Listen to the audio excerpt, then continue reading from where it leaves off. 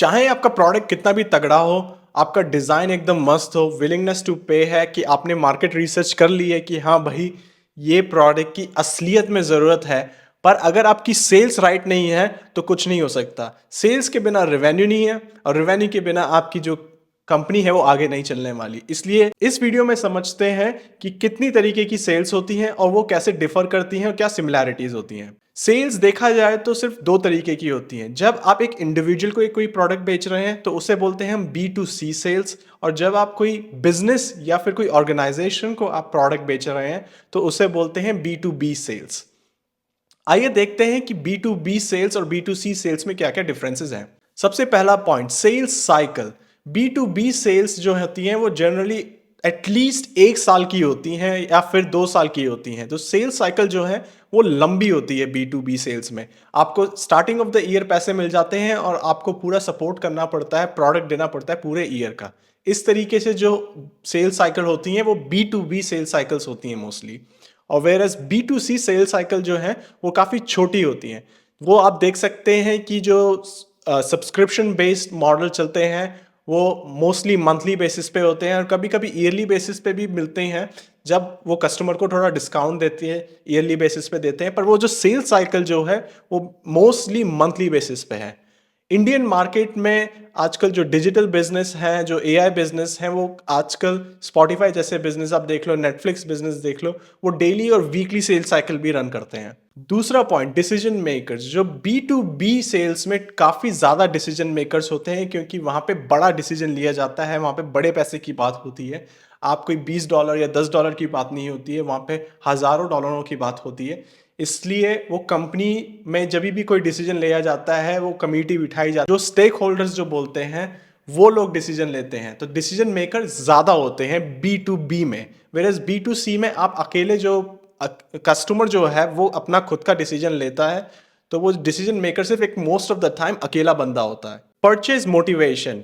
जो B2B sales होती हैं उसमें मोटिवेशन होता है कि हाँ, कंपनी की एफिशिएंसी बढ़ानी है, वहाँ पे प्रोडक्टिविटी बढ़ानी है या फिर कॉस्ट कटिंग करनी है तो कोई एआई टूल से रिप्लेस कर दिया। वेयरएज B2C सेल्स में जो परचेज मोटिवेशन होता है वो थोड़ा इमोशनल होता है, पर्सनल डिजायर होता है कि हाँ, मेरे फ्रेंड्स भी ये प्रोडक्ट यूज करते हैं तो मुझे यूज करना है, या फिर ये आजकल काफी ट्रेंडी है तो मुझे भी लेना है। तो जो मोटिवेशन जो है वो मोस्टली पर्सनल होते हैं। और आजकल एफिशिएंसी और प्रोडक्टिविटी के भी मोटिवेशन होते हैं, पर वो B2C सेल्स में कम देखे जाते हैं। Deal size. B2B सेल्स आपको, जैसे मैंने पहले बताया कि B2B सेल्स जो है वो बड़ी डील होती हैं, वो मतलब $10-20 की नहीं होती हैं, वो हजारों लाखों डॉलरों की होती हैं। और B2C सेल्स है उसमें एक इंडिविजुअल बंदा लेता है तो डील साइज जो है वो छोटी होती है। और वो आप ये कह लो कि ₹500 पर महीने या फिर $10 पर महीने, $20 पर महीने, इस हिसाब से होती हैं। फिर आता है कस्टमर रिलेशनशिप। B2B जो सेल्स होती हैं उसमें रिलेशनशिप लॉन्ग टर्म होता है, तो उसमें आपको शायद कोई एक टीम बिठानी पड़े, सेल्स रिप्रेजेंटेटिव बिठाने पड़े। वो सब तरीके से सेल्स की जाती हैं जब कोई कंपनी अपना प्रोडक्ट किसी दूसरी कंपनी को देता है। तो रिलेशनशिप इधर लॉन्ग टर्म हुआ और अकाउंट मैनेजमेंट होता है उधर, जब तुम B2B सेल्स करते हो। और जो B2C सेल्स में customer relationship generally brand loyalty के ऊपर होता है, तो और उसमें रिलेशनशिप B2B से अलग होता है। और B2C सेल्स में जनरली रिलेशनशिप ट्रांजैक्शनल होता है कि एक बार आपने खरीद लिया फिर आपका रिलेशनशिप ट्रांजैक्शन बेसिस पे ही रहता है। आप ज्यादा एक्सपेक्ट नहीं करते कि हाँ, उस कंपनी का कोई बंदा मुझे सपोर्ट करेगा फुल टाइम। उस तरीके का रिलेशन B2C सेल्स में नहीं होता। Marketing approach. B2B सेल्स में मार्केटिंग अप्रोच टारगेटेड होती है कि हाँ, हमें इस तरीके की कंपनी को प्रोडक्ट बेचना है, उनको कोल्ड रीच आउट किया जाता है, उनके डिसीजन मेकर्स को रीच आउट किया जाता है, उस तरीके से कंपनी में घुसा जाता है और सेल्स किया जाता है। वेरएस जो B2C सेल्स है उसमें ब्रॉडर रीच होती है कि आपने कोई एडवर्टाइजमेंट बना लिया या फिर सोशल मीडिया एडवर्टाइजमेंट कर लिया, या फिर आपने कोई गोरेला मार्केटिंग बोलते हैं कि आपने पोस्टर लगा दिए, फिजिकल पोस्टर लगा दिए, या फिर नेटवर्क इफेक्ट के through like word of mouth चलता है। तो उस तरीके से B2C सेल्स होती है, तो वहां की मार्केटिंग अप्रोच B2B से काफी अलग होती है। फिर आता है सेल्स प्रोसेस, मतलब बेचने का क्या तरीका है B2B में और B2C में।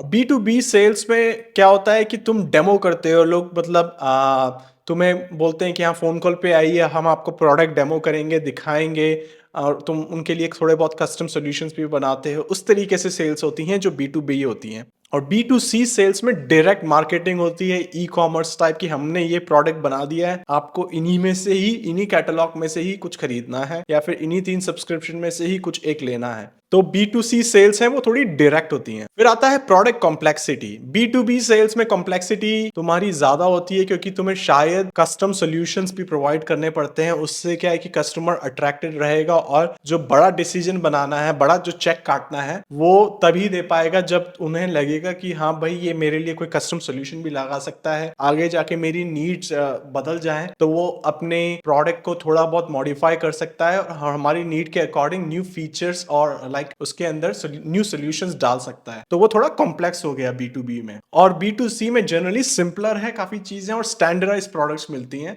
और मतलब कस्टमर को उन्हीं स्टैंडर्डाइज प्रोडक्ट में से ही चॉइस बनानी होती है कि हमें लेना है या नहीं लेना है। Customer base, B to B sales में कस्टमर बेस जो होता है वो तुम्हारा छोटा होता है क्योंकि जो तुम्हारा टिकट साइज है वो बड़ा होता है। इवन छोटे कस्टमर बेस से भी तुम काफी ज्यादा रेवेन्यू कर सकते हो। और बी टू सी सेल्स में जो है कस्टमर बेस काफी बड़ा होता है और जो तुम्हारा टिकट साइज है, मतलब जो तुम प्रोडक्ट को बेच के जो तुमने प्राइसिंग पॉइंट लगा रखा है वो काफी लो होता है।